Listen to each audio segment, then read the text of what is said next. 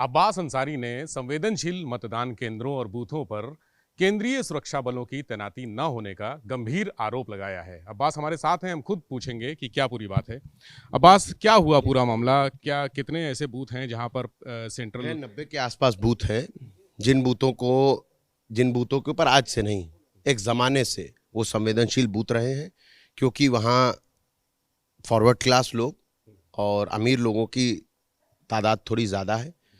और इस सत्ता सरकार में आप जानते हैं जाति विशेष लोगों का पूरा प्रभाव रहा है, और जाति विशेष लोगों के माध्यम से लोगों को डराया जा रहा है कि आप वोट डालने मत जाइए, आपका मत का प्रयोग कर लिया जाएगा। कई जगहों पर यह भी शिकायत आ रही है कि एजेंटों के फार्म छीने जा रहे हैं। कई जगहों पर यह भी शिकायत जा रही है कि बड़े बुजुर्गों और औरतों को डरा धमका कर ये करा जा रहा है कि आप लोग वोट डालने मत जाइएगा, अपना हमको आप वोटर आईडी दे दीजिए। तो मैं यही सब बात लेकर के ऑब्जर्वर साहब और आरओ साहब के यहाँ जा करके मैंने अपनी एप्लीकेशन कराई है कि इसकी निष्पक्ष जांच करके चुनाव निष्पक्ष होना चाहिए, फेयर इलेक्शन होना चाहिए, लोगों को छूट होनी चाहिए कि वो किसको वोट दें। ये लोगों का अपना डिसीजन होना चाहिए, ना कि कोई किसी के दबाव में जाकर वोट डाले या वो वोट ना डाले उसका वोट कोई और डाल दे। इसलिए रिजर्व फोर्सेस को वहाँ पर लगाना चाहिए, सीआरपीएफ हो या जैसी भी फोर्स हो, लोकल स्टेट पुलिस को वहाँ से हटा करके केंद्रीय सुरक्षा बल को लगा करके वहाँ। और जो लोगों में भय है, जो डर है, जो कल रात से परसों रात से ख़ास तौर पर कुछ जगहों पर मोटरसाइकिल से और गाड़ियों से लोगों ने जा कर के हथियार दिखा दिखा करके दलित बस्तियों में, राजभर बस्तियों में, यादव बस्तियों में, मल्लाह बस्तियों में, मौर्या बस्तियों में, चौहान बस्तियों में डराया है ख़ास कुछ तबके के लोगों को। क्योंकि कहीं कहीं ऐसा है कि गांव से बहुत दूर पीछे हट करके छोटी छोटी बस्तियां बसी हुई है, 20-20 घर, 50-50 घर की। वहाँ के लोगों के साथ ये भी किया गया है कि उनसे हम आईडी कार्ड ले लेंगे और तुम्हारा मत का प्रयोग हो जाएगा, तुम घर से मत निकलना अगर गांव में रहना है तो। इस सिस्टम को ठीक करने के लिए मैंने रिक्वेस्ट किया है कि यहाँ फोर्सेस को ये कहा जाए कि माइक से फोर्सेस बाकायदा उसमें परेड करें, मार्च करें, और मार्च करके ऐलान करें कि कोई भी व्यक्ति अगर कहीं आड़ंगा लगाता है मतदान होने में तो तुरंत उसकी सूचना दिया जाए सरकार के द्वारा। इलेक्शन कमीशन के द्वारा नंबर जो है उसको अखबार में भी निकलवाया जाए और ख़ुद पोस्ट कराए। देखिए, हम लोग तो अपने नंबर दे रहे हैं और इलेक्शन कमीशन ने भी अपने नंबर दिए, मगर आप भी जानते हैं कि हमारा एरिया कितना पिछड़ा हुआ है। यहाँ पे गांव के आदमी तक वो नंबर नहीं पहुँच रहा है। मैं चाहता हूँ हर आदमी तक ये डिटेल पहुँचे कि अगर उसको कहीं भी कोई ये कहता है, चाहे वो किसी भी दल का हो, अगर वो उसे मैनिपुलेट करने की कोशिश करता है या उसको रोकने की कोशिश करता है, तो वो तुरंत रिलेटेड डिपार्टमेंट से बात करे और उसकी कार्रवाई हो। ये जो बूथ आपने बताया, क्या ये बूथ ऐसे हैं जहां पर ज़्यादातर आपका वोट है, आपकी पार्टी या मुख्तार अंसारी के नाम पे वहां लोग वोट देते हैं? कैसे बूथ हैं ये? देखिए, मैं इसकी एक कॉपी आपको भी दे देता हूँ, आप इसको ले लीजिए और अपने चैनल के माध्यम से मैं चाहता हूं कि आप इसको पब्लिश भी कीजिए। देखिए, आपके प्रभाव क्षेत्र वाले बूथ हैं पूरे? देखिए, हमारे प्रभाव क्षेत्र वाले बूथों की मैं बात नहीं कर रहा हूँ। मैंने इस विधानसभा में कुछ बूथ ऑलरेडी इन्होंने संवेदनशील में डाल दिए हैं, हमें उस पर आपत्ति नहीं है। मैं चाह रहा हूँ यहाँ 528 बूथ है, 528 बूथ के ऊपर आप आर्मी लगा दीजिए। मैं ये थोड़ी कह रहा हूँ कि एक भी बूथ पे कुछ मत कीजिए, करिए, मगर इनको भी मत छोड़िए। ये क्यों बूथ छोड़े गए हैं, क्या लग रहा है आपको? ये पिछली बार की लिस्ट में भी ये अति संवेदनशील में थे, इस बार की लिस्ट में ये अति संवेदनशील में छोड़िए, संवेदनशील में भी नहीं है। क्यों? इसका एक प्रश्न बनता है। ये लोकसभा चुनाव तक में अति संवेदनशील बूथ थे, तो ऐसा क्यों किया गया? इनको अति संवेदनशील की श्रेणी से हटा के सामान्य श्रेणी में इसमें हमारे प्रत्याशी जी का भी गांव है शामिल, जो नहीं है उसमें अति संवेदनशील में, जबकि होना चाहिए।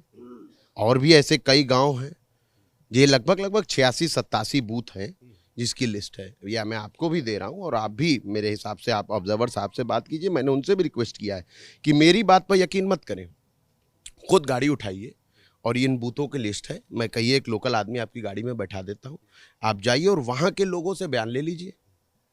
जिनको डराया जा रहा है वो तो खुद ही बताएंगे ना, 1-2 आदमी, 10 आदमी, 50 आदमी, कहीं ना कहीं तो कोई आपसे बताएगा ना। भाई मान लीजिए मैं झूठ बोल सकता हूं, मैं कैंडिडेट हूं, जनता थोड़ी झूठ बोलेगी। चट्टी चौराहे पे आप चले जाइए, कुशमोर के आसपास, चट्टी पर रोक के पूछ दीजिए कि क्या चल रहा है गाँव में, और बस माइक वाइक बना रहे तो देखिए कैसे लोग बताएंगे कि रात में आए थे फलाना लोग और भैया धमकाए हैं यहाँ कि वोट डालने मत जाना। तो देखिए, लोकतंत्र के पर्व को बहुत सादगी और बहुत ही साफ दिल से लड़ना चाहिए। गुंडागर्दी करके कोई कुछ कर नहीं लेगा। चुनाव जनता ने मन बना रखा है किसका साथ देगी, ये तो रिजल्ट आके पता चल जाएगा। मगर मैं नहीं चाहता हूं कि इस चुनाव में कोई भी ऐसी घटना या दुर्घटना हो जिससे प्रशासन को और शासन को भी शर्मिंदगी हो, और साथ में हम लोग इस मऊ के नागरिक हैं, हम लोगों को भी शर्मिंदगी महसूस हो कि पेपर टीवी में आप लोग छापे कि फलाना गांव में फलाना बूथ में झड़प हो गई, फलाना गांव में फलाना चीज़ में डरप हो गई। ये नहीं अच्छा लगता है, क्योंकि दुनिया भर में फिर बदनामी होती है। एक तरफ तो हम कहे जाते हैं कि दुनिया का सबसे मजबूत संविधान और सबसे बड़ा लोकतांत्रिक देश, और दूसरे तरफ वहाँ ये है कि लोकतंत्र की हत्या करी जा रही है प्रशासन के दबाव में। ये गलत है। ये धमकियां कौन दे रहा है, कौन इसके देखिए, पीछे? कोई व्यक्ति विशेष का तो मैं नाम नहीं ले सकता हूं, क्योंकि कोई व्यक्ति विशेष आपको ही पता है कि चुनाव प्रचार में खुद नहीं जाएगा धमकी देने। मगर हाँ, उन व्यक्ति विशेष के लोग हैं। यहाँ का एक क्रिमिनल हैं जो मेरे ख्याल से आजकल फरार हैं या क्या है, रमेश सिंह काका उनका नाम है, उनके कुछ लोग हैं, अशोक सिंह जी के कुछ लोग हैं, कुछ लोग और भी हैं जिनको मैं ना नाम जानता हूँ, ना शक्ल सूरत जानते हैं, ना गाँव के लोग जानते हैं। वो कहते हैं बाहर के हैं, और उन लोगों का सबका ये कहना है कि भाई तुम लोग वोट डालने मत जाना, और अगर डालने जा रहे हो तो भाजपा में डालना, वरना खैरियत नहीं है। तो इस चीज़ को ठीक करना चाहिए। बाहुबली का बेटा डर गया क्या? देखिए, लोकतंत्र की हत्या अगर होगी तो आपको भी डरना चाहिए। अगर जिस दिन लोकतंत्र और संविधान खत्म हो जाएगा, आप कैमरा लेके सवाल नहीं पूछ पाएंगे। फिर वही पूछेंगे कि आप आम चूस के खाते हैं कि काट के खाते हैं। अगर उस सवाल से बचना है तो लोकतंत्र और संविधान को बहाल रखना होगा, और हम सबको डरना चाहिए। मुझे बिल्कुल भी गुरेज नहीं है इस बात को कहने में कि मुझे डर लग रहा है कि संविधान और लोकतंत्र आज खतरे में है। जनता को उठना चाहिए और विरोध करना चाहिए। किसी के डराने पे मत आइए, मैं आपके माध्यम से कह रहा हूँ, डराने पे मत आइए। ये लोग सिर्फ मुंह से कहने वाले हैं। आप निकल कर वोट दीजिए, और आप, जनता से बड़ी कोई ताकत नहीं। जनता तो जनार्दन है, जिसके सर पे हाथ रखेगी उसको तख्त व ताज पहना देगी, और जिसके सर से हाथ हटा दे, बड़ी बड़ी कुर्सी से मैंने गिरते लोगों को देखा है, आज तक उनको कुर्सी नसीब नहीं हुई है। तो अब्बास भाई ये बताइए कि ऑब्जर्वर ने क्या कहा आपसे? देखिए, उन्होंने मुझसे कहा कि मैं एक तरफा बात तो मानेंगे नहीं, तो उन्होंने मुझसे कहा कि आपने जो एप्लीकेशन दिया है मैं उस पर जांच करूंगा, मैं डीएम साहब, एसपी साहब और आरओ साहब से इस पर बात करूंगा। कल सुबह पोलिंग शुरू हो जाएगी 7 बजे से, तो उससे इतना समय क्या करेंगे? देखिए, ये उनका डिपार्टमेंट है, मेरा डिपार्टमेंट था उनको सूचित कर देना। मैंने उनके नॉलेज में डाल दिया है ये पूरा सिस्टम। मैंने आरओ साहब के नॉलेज में डाल दिया। अभी हमारे समाजवादी पार्टी के जिला अध्यक्ष दूधनाथ यादव जी जिला अध्यक्ष जी को मिल करके ये दे करके भी आए हैं। तो देखा जाए अब सब लोग मिल करके क्या फैसला लेते हैं। बाकी जनता तो वोट देगी ही। देखिए, किसी को रोकने से कोई रुकेगा नहीं। 2, 4, 10 वोट पे बस फर्क आएगा। बस मुझे बात यह है कि कहीं ऐसा ना हो कि कोई फसाद हो जाए किसी जगह पर, कि 2, 4, 10 लोग रोक रहे हैं और 100, 200 लोग आ जाएं कि नहीं रुकेंगे, और कोई ऐसा मामला पड़ जाए जिससे हम और आपको सबको अफसोस हो कि अरे यार ये नहीं होना चाहिए था चुनाव में। क्योंकि बहुत अच्छा चुनाव बीता है। 6 चरण का चुनाव हो गया बड़ा शांतिपूर्वक, और ये 7वां चरण का चुनाव निर्णायक चुनाव है, और ऑलरेडी जनता निर्णय ले चुकी है। इस चुनाव को भी शांतिपूर्वक ढंग से होना चाहिए। हर एक बूथ पर 528 बूथ है। मेरी आपके माध्यम से अनुरोध है दिल्ली में बैठे इलेक्शन कमीशन के सभी अधिकारियों से, लखनऊ में बैठे अधिकारियों से, जिला में बैठे अधिकारियों से, कि 528 के 528 बूथों के ऊपर चाहे आर्मी लगाइए, चाहे सीआरपीएफ लगाइए, मगर निष्पक्ष चुनाव कराइए।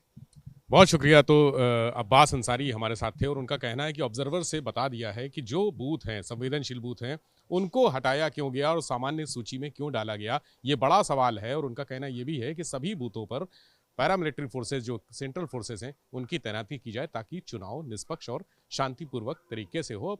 ऑब्जर्वर क्या करते हैं ये फैसला उनका है। कैमरा से राजू के साथ विवेक त्रिपाठी, एबीपी गंगा, मऊ।